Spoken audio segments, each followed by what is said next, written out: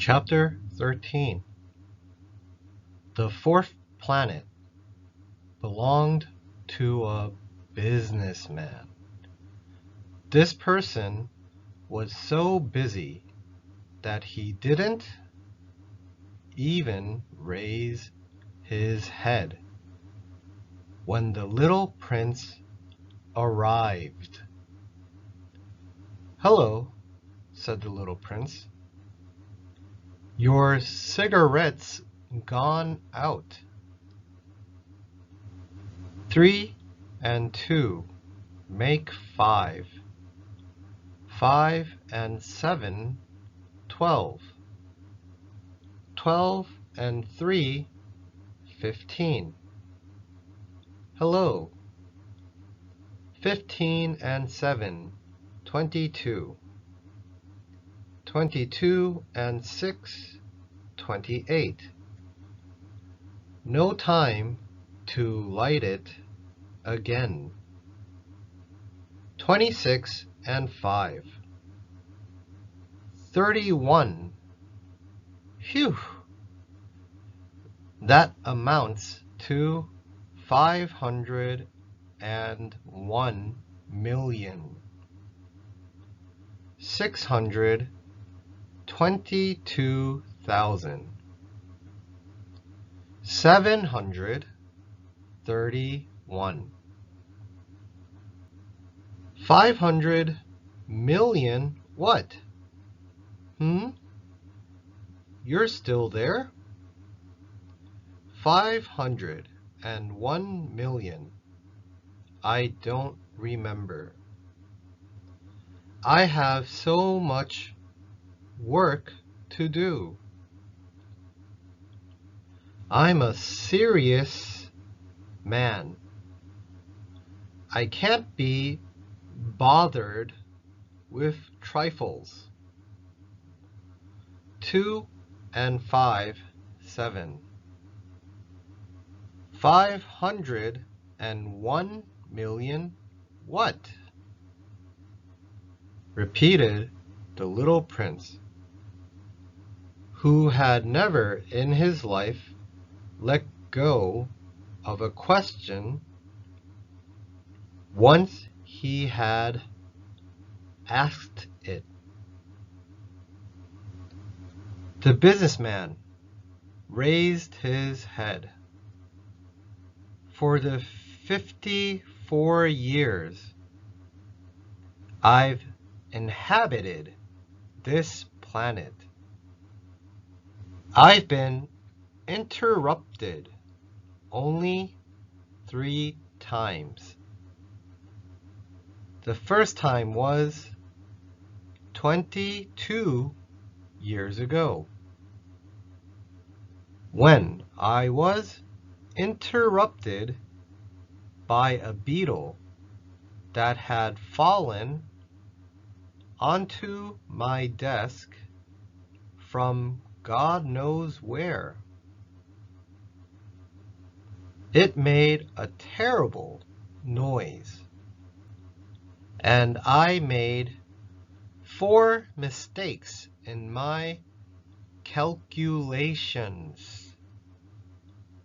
The second time was 11 years ago, when I was interrupted by a fit of rheumatism. I don't get enough exercise. I haven't time to take strolls. I'm a serious person. The third time is right now. Where was I? 501 million. Million what? The businessman realized that he had no hope of being left in peace. Oh, of those little things you sometimes see in the sky. Flies? No, those little shiny things. Bees? No, those little golden things that make lazy people daydream.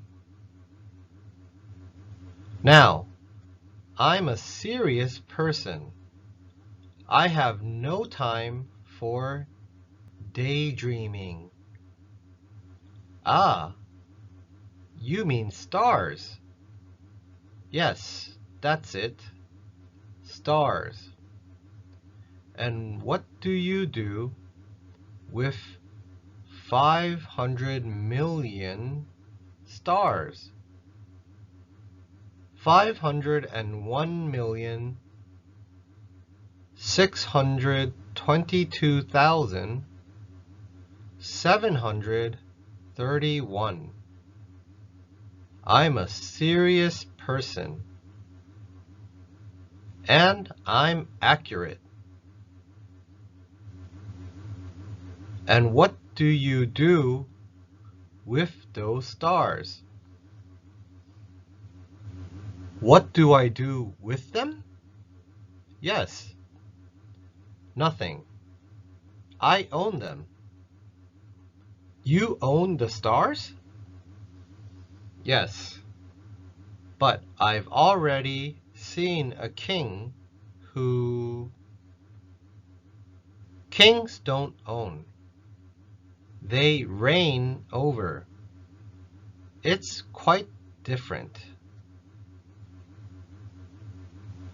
And what good does owning the stars do you? It does me the good of being rich. And what good does it do you to be rich? It lets me buy other stars. If somebody discovers them. The little prince said to himself, "This man argues a little like my drunkard." Nevertheless, he asked more questions. How can someone own the stars? To whom do they belong? Retorted the businessman grumpily. I don't know. To nobody. Then they belong to me, because I thought of it first. And that's all it takes? Of course. When you find a diamond that belongs to nobody in particular, then it's yours.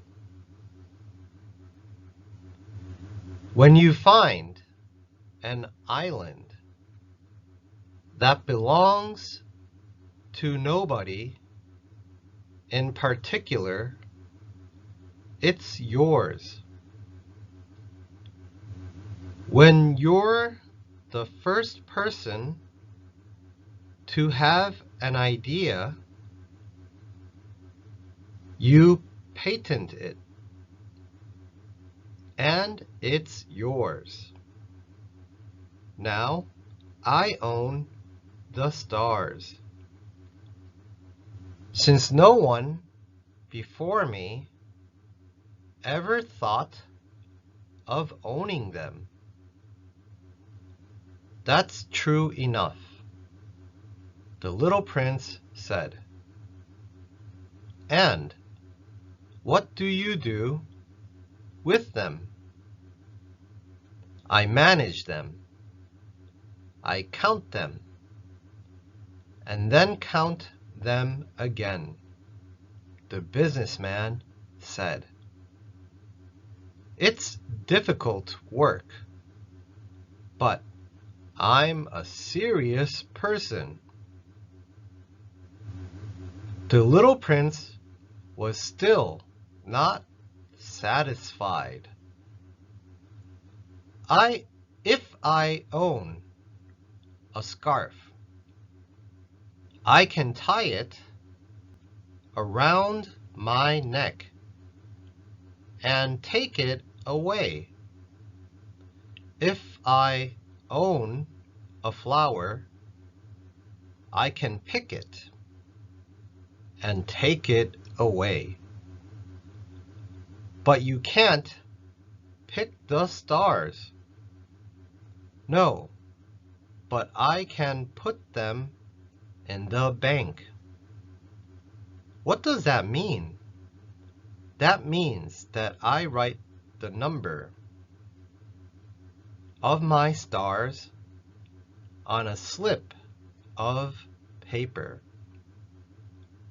And then I lock that slip of paper in a drawer. And that's all? That's enough. That's amusing, thought the little prince, and even poetic, but not very serious.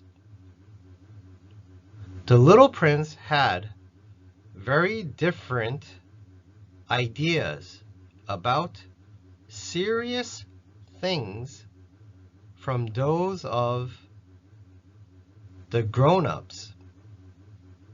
I own a flower myself, he continued, which I water every day. I own 3 volcanoes, which I rake out every week. I even rake out the extinct one. You never know. It's of some use to my volcanoes, and it's useful to my flower, that I own them. But you're not useful to the stars. The businessman opened his mouth, but found nothing to say in reply. And the little prince went on his way. Grown-ups are certainly quite extraordinary, was all he said to himself as he continued on his journey.